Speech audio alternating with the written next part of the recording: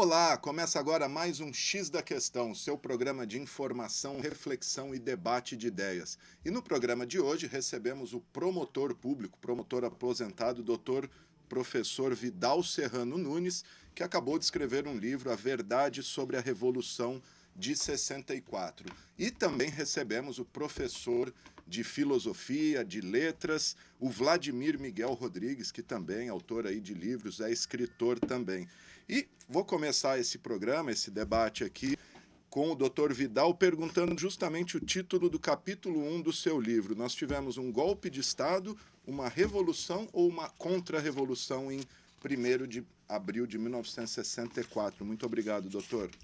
Primeiro, cumprimentar aí os telespectadores, muito agradecido pela audiência e agradeço também a oportunidade que a televisão está me dando, porque eu estou defendendo, eu sou um especialista na Revolução de 64. Primeiro porque participei, quase que ativa, só não peguei em armas para matar comunista porque não precisou. Quando eu fui, eu sempre fui idealista, estava no 5º ano da Faculdade de Direito, quando me apresentei no dia seguinte, lá 31 de março, para participar da Revolução, o pessoal lá do quartel já falou, não, já está vitoriosa, o presidente já fugiu do país, ou está fugindo, não me lembro direito, e então agora a Câmara vai eleger um novo presidente e depois vamos ver o que acontece. Então eu não participei de debate da guerra, até porque não teve também, eles fugiram do país. Provocaram, fizeram baderna, fizeram isso, e depois fugiram feito gato escaldado, pô. Essa foi a triste verdade, porque eu acho que João Goulart, o presidente João Goulart da época, se ele tivesse um pouco de razão, devia ter resistido. Não importa se ele tem razão. Ele foi eleito vice-presidente da República, não foi aceito numa primeira fase, porque já era conhecido como gatuno, como mau elemento, entendeu? Aí depois, numa propaganda espantosa, na imprensa, conseguiu convencer de tomar posse, os militares fizeram um acordo, tomaram posse no sistema parlamentarista. Uma vez no poder, ele forçou a Câmara a fazer um plebiscito e uma propaganda espantosa levou a derrotar o parlamentarismo. E já foi uma pena, né? Porque o sistema parlamentarismo é o mais perfeito do sistema democrático, na minha opinião. Então é isso daí o capítulo que você quer saber, revolução ou contra-revolução? Não, é contra-revolução. É contra a Revolução porque quem começou a Revolução foram eles. Não foi os militares, não foi o povo. Foram João eles, Goulart. no João Goulart. João Goulart e suas reformas de base. João Goulart, reforma de República Sindicalista, com nomes disfarçados de comunismo. Nome disfarçado. Porque o comunista, essa é a tática dele, né? A mentira, papai, e depois a violência. Quem não concorda com eles, fuzilam. Antes de eu passar para o Vlad, por que o senhor resolveu escrever esse livro agora, principalmente nesse momento de polarização extrema do país? Porque esse livro está escrito há 3 anos. Eu não publiquei de medo do governo brasileiro que estava no poder. Medo não, cautela, né? Medo a gente não tem, mas tem cautela. Até Jesus Cristo recomenda ser cauteloso. Entendeu? Então a gente tem cautela. Eu não quis publicar no governo Dilma Rousseff, porque achei um governo péssimo, um governo sem autoridade, um governo anarquista. Tanto que ficaram 20 anos no poder e não fizeram nada, só fizeram roubar o poder público. Primeiro aprovaram uma lei se dizendo vítima da ditadura. Por isso que acho que foi essa a causa que eles se consideraram ditadura, vítima da ditadura, para poder ganhar dinheiro. E todo mundo se encheu de dinheiro. Essa é a verdade. Ficaram aí quase 20 anos recebendo dinheiro do Estado, um país onde não temos dinheiro para atender os pobres nos hospitais, que estão morrendo nos hospitais, falta de recursos. Não temos dinheiro para atender o estudante pobre que quer progredir na base intelectual e não temos dinheiro para um monte de coisa aí, mas tem dinheiro para pagar para malandro que está no poder, entendeu? Então começaram a fazer uma lei nesse sentido. Depois fizeram o mensalão. Nada mais do que foi roubar o dinheiro público para pagar deputados corruptos, entendeu? Que votassem com ele. E a terceira está aí, a Lava Jato, uma coisa espantosa, eu tenho uma tristeza enorme de ver isso no meu país. Então, para colocar as coisas no devido ponto, e espero que essa minha tese vá para a história do Brasil, entendeu? Vá para a história do Brasil, eu coloquei a verdade. Por isso que eu chamei a verdade sobre a Revolução. Outra coisa, não é opinião minha, são fatos. Eu declaro fatos que ocorreram, só isso. Não é opinativo. Deixa eu passar para o Vlad, então. Faço a mesma pergunta para você, professor. Foi um golpe, foi uma revolução, foi uma contra-revolução? E fica à vontade para enfim, ponderar sobre o que disse o Dr. Vidal. Primeiramente, é um prazer estar aqui conversando com o senhor. Acho que é uma coisa muito importante que a gente possa discutir esse fato tão importante da história do Brasil. E eu, respeitosamente, quero defender o ponto de vista de que foi um golpe de Estado. O professor Vidal aqui, doutor, fez uma explicação do ponto de vista dele. O senhor é uma pessoa, quero deixar muito claro, muito gentil, me agraciou com o livro dele aqui, faço questão de lê-lo. Mas eu respeito a opinião do senhor, mas eu quero dar um outro ponto de vista, doutor, baseado na filosofia da história, entendendo a história como uma ciência. E se ela é uma ciência, ela tem um método. E até pela polarização que a gente vem vivendo hoje, doutor, eu vou me abster de qualquer análise que possa ser dita como uma análise materialista, marxista, proveniente do socialismo científico, pelo fla-flu que a gente vem vivendo hoje. Eu acho que a gente pode ter uma base teórica, argumentativa, que saia tanto da noção de uma direita, talvez aí extrema, ou então de uma extrema esquerda. E eu vou usar como aparato para discutir essa questão que eu digo como um golpe, a partir de uma fortuna crítica de autores que foram inspirados na sociologia weberiana, que foi uma sociologia oposta ao marxismo, e também na filosofia da história de Hegel. Então, por exemplo, se a gente usa a fenomenologia da história, que é um clássico do Hegel, o Hegel diz que o processo histórico ele caminha em direção a uma liberdade. É uma visão metafísica que o Hegel possui. E o Hegel ilustrou muito bem isso enquanto uma dialética chamada de senhor e do escravo. Uma dialética idealista, não uma dialética que o Marx vai dizer de materialista, de luta de classes. E se há uma dialética do senhor e do escravo, todo o processo histórico ele é guiado nessa antítese. Aquele que possui a condição de liberdade e aquele que não possui a condição de liberdade. Quer dizer que analisando pela luz da filosofia da história do Hegel, para que a gente crie uma metodologia da história, um processo revolucionário só poderia acontecer se ele fosse de alguém que estivesse de fora do... Ou seja, eu precisaria ilustrar isso didaticamente para a gente visualizar dentro do movimento histórico.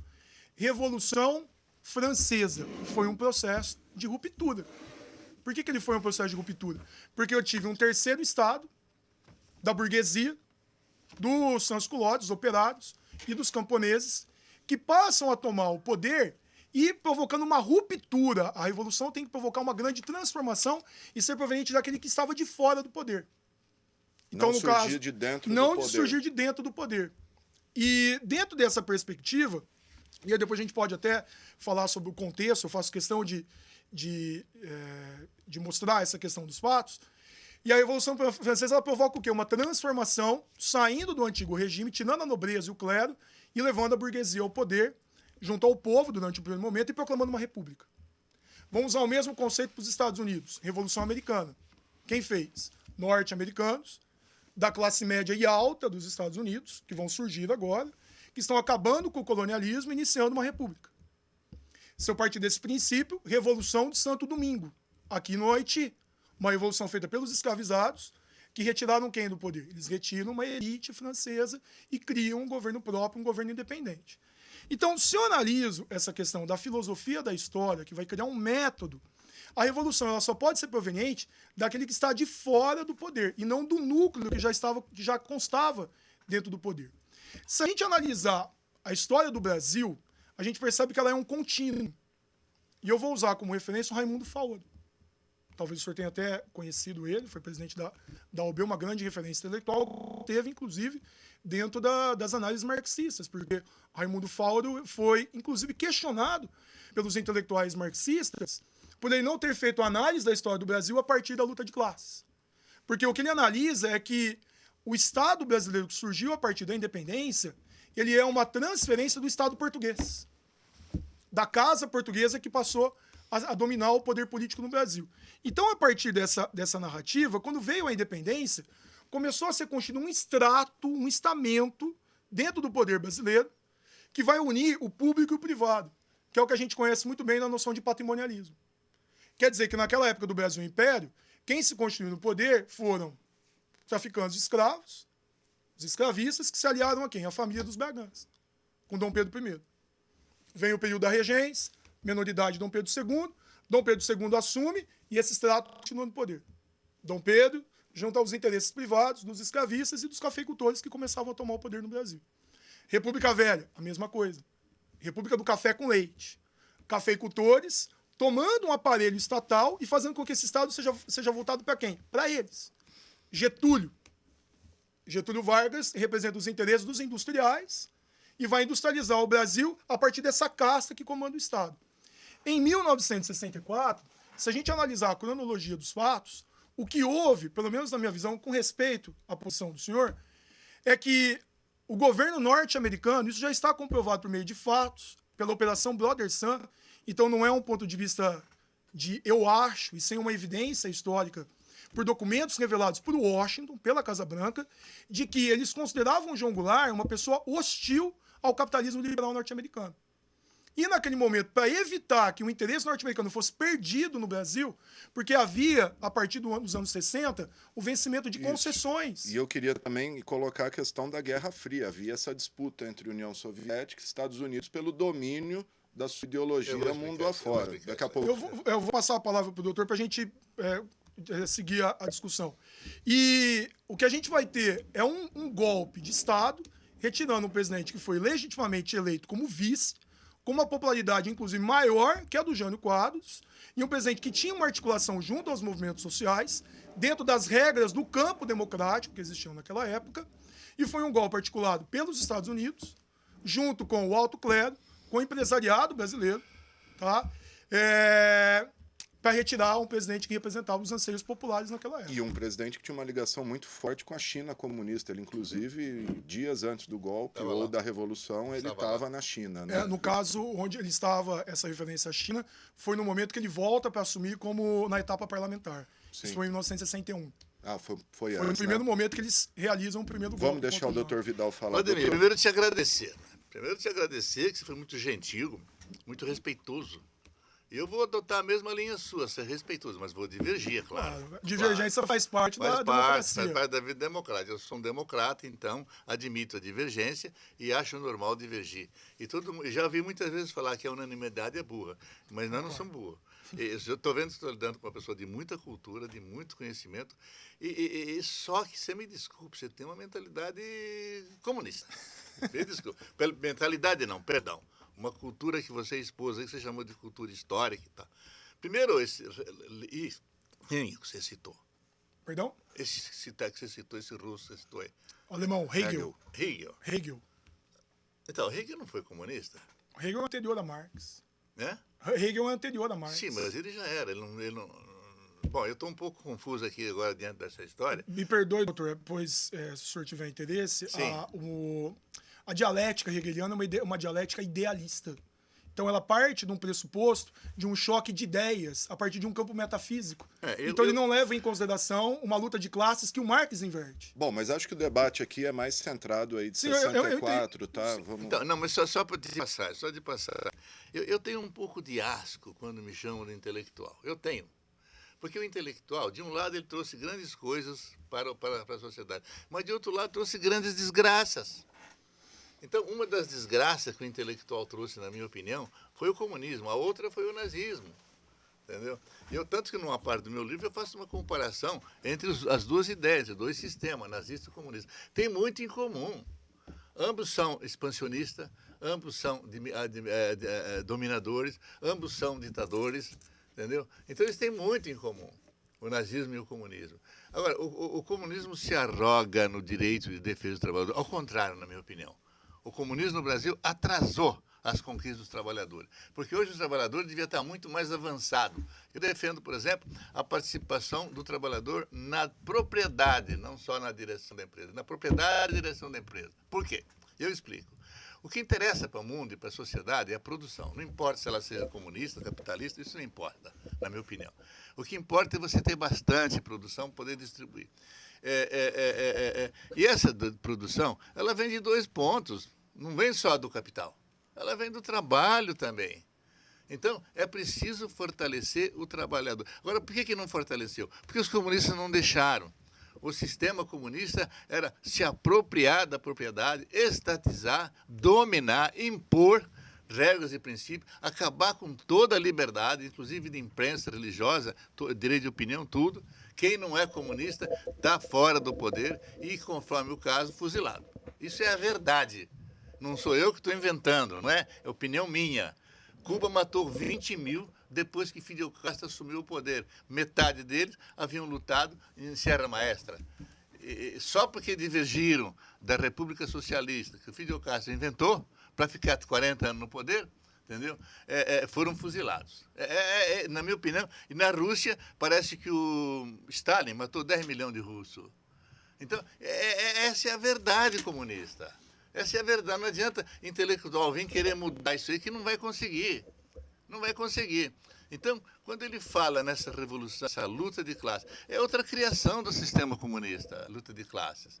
Eles criaram isso para poder macular o sistema capitalista, o sistema de liberdade econômica. Porque se você tira o direito de propriedade, você tira a liberdade total do ser humano. O poder, que eu, como ele também, sou conhecedor profundo dos esquemas intelectuais do poder, o poder, ele tem que estar na mão de alguém. Seja poder econômico, seja poder intelectual, seja poder religioso. Para nós, por exemplo, eu sou católico. O nosso poder é o Vaticano, é o Papa. Acabou. Em matéria de moral, preste bem atenção, em matéria de moral e de religião, nós temos que obedecer. É claro, quando o Papa fala da floresta amazônica, nós não temos que obedecê-lo. Não é problema moral e nem de religião, entendeu? Então, isso é poder. A religião é um poder. Sem poder dúvida. Espiritual. Um dos mais fortes Um poderes. dos mais né? fortes poderes, porque é o mais real, é o mais necessário para a sociedade. Então, a luta de classe não existe. O que existe? Maus políticos que não defendem o trabalhador no sistema democrático, como deveria defender. Queria que o senhor falasse um pouquinho da influência da Guerra Fria nesse episódio de 64. Muito grande. Outra coisa que ele falou, os Estados Unidos teve interesse intervir no Brasil, qualquer coisa. Eles intervieram. Eu estou com ele. Eu estou com você. Vamos ver as causas. Eu era um que não queria o sistema comunista de jeito nenhum. E o mundo, na Guerra Fria, o mundo estava dividido em duas partes. Uma parte era americana e outra parte era comunista. Soviético. Então, ficou dividido após a Segunda Guerra Mundial. Isso ficou, pronto. Quem ficou do lado soviético, implantou-se o regime comunista. Quem não era do lado dos Estados Unidos, continuou o regime que estava. Entendeu? Então, e os Estados Unidos logo deu liberdade, inclusive com o Japão, que o Japão invadiu Pearl Harbor de uma maneira suspeitíssima, de uma maneira esquisita, sem uma declaração de guerra prévia e ampla. Ele jogou bomba lá até cansar, entendeu? Que depois pagou com a bomba atômica no país dele. Entendeu? Então veja de onde vem essa posição de que no Brasil não é golpe de Estado. Eu estou aqui no meu livro, na página 29, vou até ler uma frase só. Golpe de Estado, segundo a Enciclopédia Cultura da Rússia, é a tomada do poder levada a efeito por elites civis ou militares sem participação popular. Não, 64 teve a participação popular. Eu participei. Eu ajudei a organizar uma passeata e participei dessa passeata com 1 milhão de pessoas. Sem dúvida. Essa passeata está na história. É só ver, não estou inventando, não é opinião minha. Não é opinião minha. Marcha da Família. Marcha da Família com Deus pela Liberdade, que inclusive teve em Rio Preto com muito sucesso. Sim. Então, o afastamento do João Goulart... Teve até a campanha do ouro, né? Do ouro, isso. Deixa eu só fazer uma ponderação. Nesse ponto o senhor tem razão. No começo, a sociedade civil, as elites, a própria imprensa, nesse início apoiou o que seria a revolução.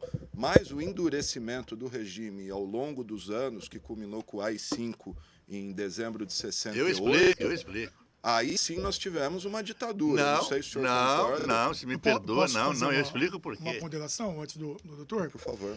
Doutor, assim, primeiro, agradeço também pela posição que o senhor não... A gente está mantendo o nível de respeito ao debate. Primeiro, antes de pontuar algumas coisas da fala do senhor, eu não estou usando uma visão materialista que eu poderia usar como uma dentre tantas outras. Na sua citação, todas elas quase que existem. Foram de gente suspeita, me perdoa. Então, desculpa, a gente tem que discordar nesse ponto, sim, embora o senhor esteja querendo ter uma unilateralidade do pensamento. Mas, quanto a isso, eu discordo completamente desse ponto de que foi uma revolução, porque a participação popular que o senhor está defendendo, ela é uma fantasmagoria. Por que ela é uma fantasmagoria? Ela não existe. Porque o núcleo do movimento foi um núcleo liderado pelos militares que deveriam obedecer ao regime, ao João Goulart, tá? Que era o comandante em chefe das Forças Armadas. Segundo, a gente tem o alto empresariado liderando esse movimento, que está associado à grande mídia. A gente sabe, por exemplo, da Globo, que apoia o movimento primeiro de golpe e depois faz o editorial questionando, e da Igreja Católica na Marcha da Família com Deus, que, aliás, é muito importante pensar que essa decisão popular ela não estava presente dentro desse comando dito de revolução. Ela tanto não está presente que o Brasil, a partir desse instante, ele passa a ser subordinado ao interesse norte-americano. Passa. Então, que não há... Passa, eu vou explicar por quê. Só para eu terminar meu argumento. Então, não há como chamar isso de um movimento revolucionário se a aspiração dele, ele vem de uma classe dominante. O senhor me desculpa nesse ponto. Respeito o posicionamento. Deixa eu vou terminar meu argumento. Como é que eu posso Senão chamar... você vai falar sozinho, né? Não, calma. Eu dei a palavra pro senhor, o senhor falou, sem eu lhe interromper. Fui respeitoso nesse sentido. E é interessante porque na madrugada do dia 1º de abril, às 4 horas da manhã, quando as tropas do general Mourão saem de Juiz de Fora e vão até Rio de Janeiro derrubar o João Goulart voa para Brasília em busca de apoio. Em Brasília, ele vendo que ele não tinha apoio, não tinha consistência, o corpo militar dele não era forte bastante, ele vai para onde? Ele vai para o Rio Grande do Sul, em busca do apoio do cunhado dele, que era o governador do Rio Grande do Sul, Leonel Brizola. Nesse ínterim, como é que eu posso chamar de revolução, doutor, com todo o respeito, sendo que houve uma conspiração feita pelo presidente do Senado, senhor Aulo de Moura, e que todos os arquivos estão aí para a gente ouvir os discursos gravados na TV Câmara, tá? E eu na TV ouvi Senado. na época eu ouvi pessoalmente. Em que ele diz que ele declara vaga a presidência da República. Declarou. Sendo que o João Goulart estava na sua fazenda no Rio Grande do Sul. E ele imposta Ranieri Mazzilli. Exatamente. Isso, doutor, na minha opinião, foi um ato legal. Isso é uma total conspiração, porque está Não acho conspiração. Vamos passar a palavra para o doutor. Só vou discordar de um ponto de você do apoio da classe média, que foi maciça na Deixa eu terminar o argumento, enquanto eu não interrompi o doutor. E que a gente precisa ver que, nesse instante, eles fazem uma mudança dentro do poder, que é uma mudança, obviamente, golpista.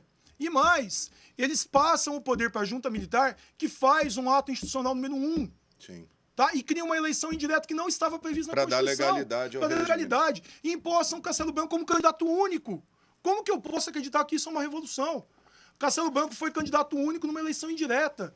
Tá? E é eleito por um congresso que já havia sido expurgado. 3.500 pessoas foram retiradas da administração pública, foram caçados. O senhor sabe disso. Sei. Como é que eu posso chamar isso de um movimento revolucionário? Muito bem caçado. Eu acho que os militares no Brasil foram muito prudentes naquela época.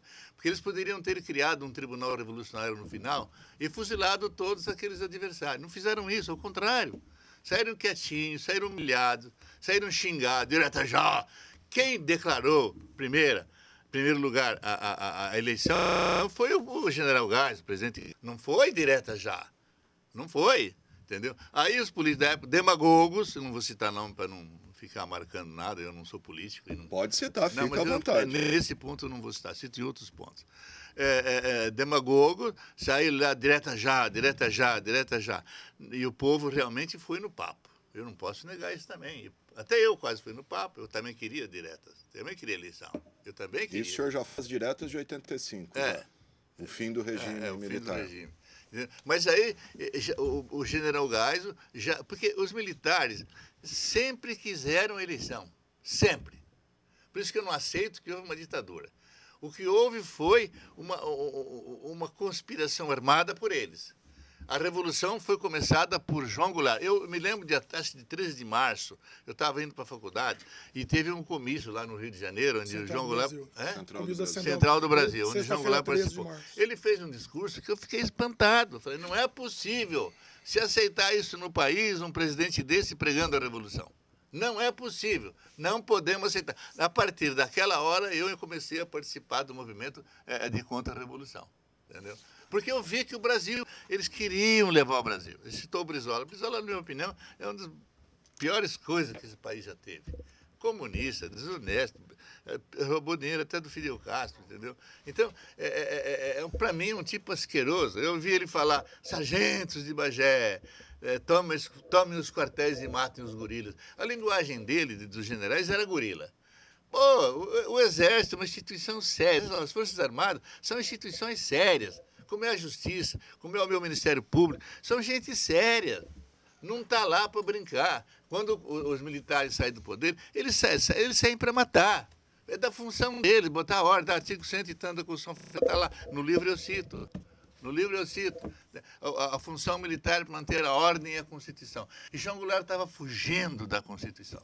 Estava fugindo, pregando um sistema de governo, república sindicalista, reforma de base. Outra coisa que é preciso levar em consideração, João Goulart não tinha autoridade nenhuma para fazer isso. Porque para você fazer isso, você precisa pôr numa eleição aquelas ideias e o povo adotar aquelas ideias. Como fez o Allende no Chile. O Allende no Chile colocou a Revolução Socialista na campanha. Foi eleito, só que ele foi eleito numa eleição falsa, não teve segundo turno. 2/3 estava contra ele. E ele não podia jamais fazer aquilo. Tanto que os chilenos ficaram com tanto ódio dele que na época da Revolução Chilena entraram no palácio e fuzilaram ele ali na hora. Colocaram Pinochet no... Colocaram Pinochet. Por que colocaram a ditadura? Porque não tinha outro jeito. Ou você coloca um regime duro para combater os comunistas, ou você perde. E na guerra não tem preço. A vitória queria não tem só preço. ponderar que Só tem um problema, doutor, que esse ponto de vista do senhor justifica o nazismo, justifica o holocausto, justifica a morte de milhões de pessoas, justifica inclusive pessoas que daqui de Rio Preto foram perseguidas, foram torturadas, e até hoje há uma impunidade em relação a isso.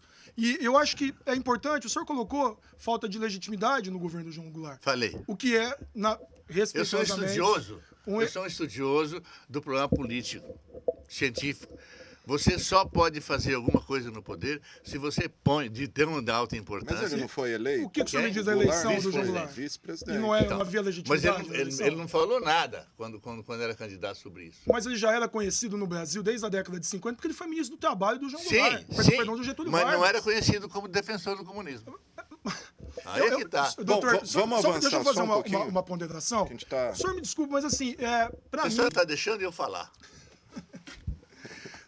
Eu acho que quem interrompeu a fala todo instante foi o senhor na minha, não... Porque você está falando demais. Não, vamos abordar, vamos manter o assunto aqui, vamos manter por favor, termine, eu queria entender, doutor, que ameaça comunista que era essa que existia no Brasil, sendo que João Goulart era um latifundiário do Rio Grande do Sul. Por isso mesmo que ele era falso. E acima de tudo, por que não houve, então, a partir do dia 1º de abril, uma resistência a isso que o senhor chama de Mas revolução? teve, vocês é que escondem. Onde que está a evidência histórica? Eu quero que o senhor me prove historicamente. Prova historicamente. Vai lá lançar. Uma interferência da União Quando o Soviética Marechal Castelo Branco assumiu, ele assumiu na condição de fazer eleição direta no final do mandato dele. Assumiu um compromisso com Magalhães Pinto, Demar de Barro, Carlos Lacerda e outros políticos brasileiros. Cumpriu? Não cumpriu porque os comunistas se armaram até os dentes. Porque ele era um golpista. Brizola armou o grupo dele até os dentes com arma que vinha de Cuba. Cuba era apresentado como um país modelo. Nada. Ela se sustentava na opulência com dinheiro soviético, que era a arma soviética para entrar na América. E aí eu estou de acordo com os Estados Unidos. Nós pedimos, e se os militares brasileiros não enfrentam os comunistas e derrubam do poder, os Estados Unidos invadiriam o Brasil. E com o nosso apoio.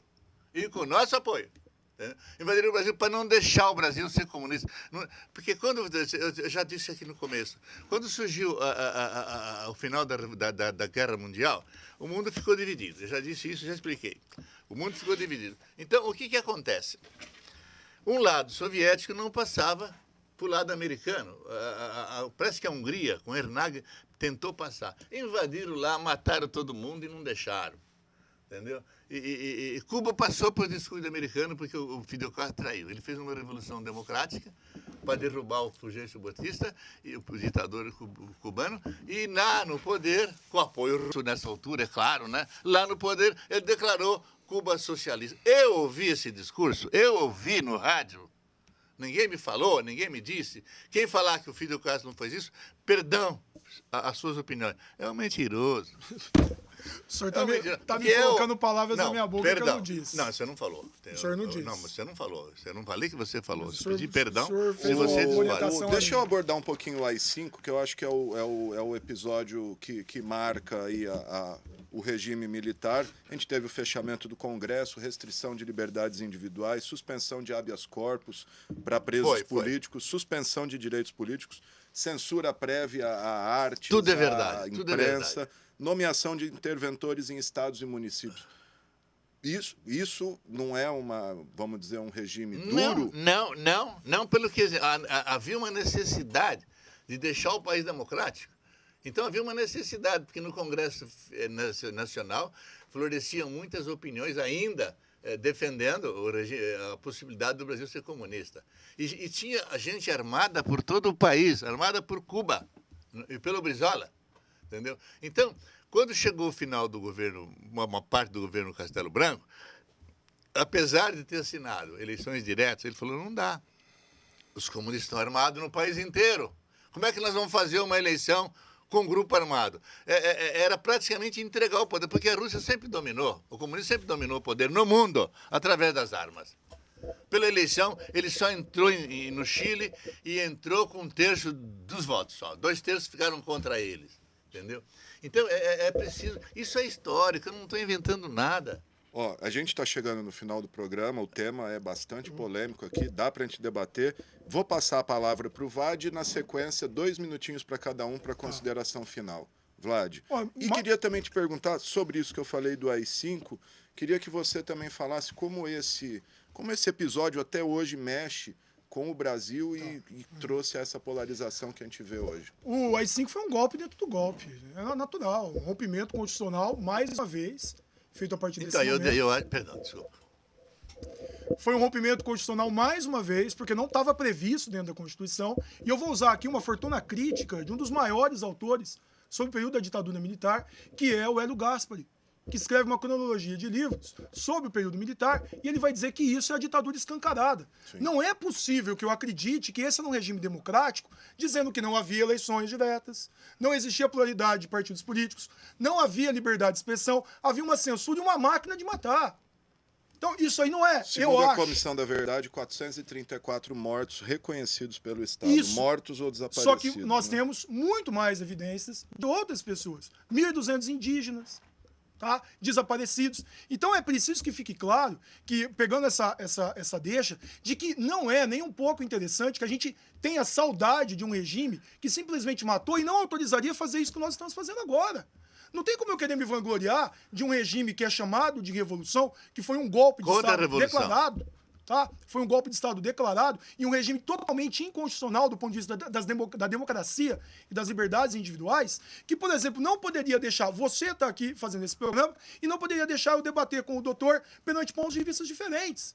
Entendeu? Então, isso mexe muito no imaginário do brasileiro, porque ele envolve interesses históricos. Nós estamos hoje, exatamente no dia de hoje, lembrando os 40 anos da anistia, que foi uma lei criminosa, porque ela não puniu o torturador. E isso me deixa como herança o quê? Louvar torturadores. Pessoas que mataram, que estupraram, como, por exemplo, o Ustra. Como é que eu posso, num país que quer ser democrático, eu louvar um torturador? Então isso é inaceitável dentro dos dias de hoje. É um legado de querer reescrever a história. O que está em discussão aqui é um negacionismo, não é um revisionismo. É uma tentativa de controle do tempo. Hannah Arendt falou isso em relação ao nazismo e ao comunismo. O que se tenta aqui é fazer um controle do tempo. O que é o controle do tempo? Apagar a história e tentar reescrever uma outra história, de acordo com outros interesses, para que a gente não possa evoluir politicamente. O Brasil só consegue evoluir numa ditadura se a gente houver um esclarecimento em relação ao que foi a história. E não tem como louvar nem o que o senhor critica aqui como comunismo, o que o senhor tem todo o direito e está certo em questionar as ditaduras. E não tem como defender uma ditadura que simplesmente perseguiu e matou milhares de pessoas, independentemente do espectro ideológico. Então, acho que a gente só vai evoluir, caminhar para um país realmente livre, de liberdades individuais, se a gente parar de louvar torturador e a parar de louvar golpe que aconteceu no passado. Tá certo. Vladimir Miguel Rodrigues, muito obrigado. Ele falou 4 minutos. Palavra final para o doutor Vidal. O senhor tem todo o direito. Ainda bem, porque se a gente tivesse no AI-5, o negócio é o seguinte, a gente não ia poder ninguém torturou e matou, como você falou, não. Primeiro tinha uma guerra, e na guerra não tem preço a vitória. Pode matar, pode torturar, pode fazer. O importante é a vitória. E eles só conseguiram a vitória porque não torturaram tanto como ele falou. Mas fizeram tortura, não posso negar, principalmente o delegado Fleury. Não posso negar que houve tortura. Mas por que houve a tortura? Isso que é a causa da tortura que nós temos. Ainda temos a verdade. Cada tortura foi, porque o pessoal da esquerda, como se diz, esquerda é um mas para eles, né? Para mim, ó, é um slogan criado aí pelos comunistas para justificar o poder, a vontade deles de chegar no poder. Porque ninguém defende melhor o trabalhador nesse país do que eu. Ninguém. Você vai ser acusado de ser comunista, hein? Defendendo o trabalhador. Não, não sou não. Não sou democrata, defendo o direito de propriedade com o princípio legal do direito de liberdade. Senão, se você tirar o direito de propriedade, se você tirar o direito de propriedade, você tira o direito de liberdade da imprensa, tira o direito de liberdade da religião, tira o direito de liberdade de ensino, você tira todas as liberdades, como fez a Rússia, como fez Cuba. E como fez o AI-5. O AI-5 se justificou. Era uma revolução, era uma guerra. Era uma guerra e tudo vale. Chegaram à conclusão de que queria pôr na ilegalidade aqueles que defendiam a guerra contra eles. Era uma guerra. Não valia torturar criança, estuprar mulher. Torturar criança e nem estuprar mulher não existiu. Isso já é invenção. O que houve é a tortura de pessoas que sabiam onde estavam os comunistas armados. Aí sim. Como Herzog. Olha, a morte do Herzog é duvidosa. Vocês me perdoam, vocês criaram a notícia. Bom, gente, o senhor me perdoa eu interromper. Não, mas Um ele falou jornalista, mais do que eu. um jornalista, Alexandre. Não foi executado no regime? Foi a Vocês da imprensa não foram censurados, não foram perseguidos? Eu não falei que não foi. Eu falei que é Tem dúvida disso, Olha, Alexandre? você citou o Ustralai. Você citou. Para mim, ele é um herói. É um herói. É o homem que mais conheceu o terrorismo no Brasil. E houve terrorismo, sim. A coisa ficou feia quando sequestraram e torturaram o embaixador americano. Charles Elbrick. Aí é que a coisa pegou fogo. Porque não podia fazer isso sob hipótese nenhuma. Conta o que Nunca se fez no mundo coisa igual. Nem o Hitler fez isso. O Ustra, então, não tem diferença nenhuma pelo que ele fez. Ele fez em defesa da pátria, em defesa da senhores, liberdade, em defesa contra o comunismo. comunismo. O tempo é curto, o tema é muito polêmico, como a gente viu aqui. Eu agradeço a participação do professor Dr. Vidal Serrano Nunes, promotor aposentado, e do professor de História, Literatura e Letras, Vladimir Miguel Rodrigues. O livro do Dr. Vidal está aqui, A Verdade sobre a Revolução de 64. Quem tiver interesse, como faz para adquirir? Tem aí. Nós vamos pôr a venda amanhã Tá certo. Procura aí, editora Buber. A Buber vai vender. Editora Buber, procura aí se você tiver interesse. Tem telefone e tudo da Buber aí. Tá certo. Muito obrigado. Telefone, eles mandam o livro em casa. Muito obrigado ao senhor, doutor Vidal Serrano Nunes. Mais uma vez, Vlad, obrigado aí pela sua participação. Obrigado a você e que fique com o seu ponto de vista aí na sua casa. Muito obrigado e até mais.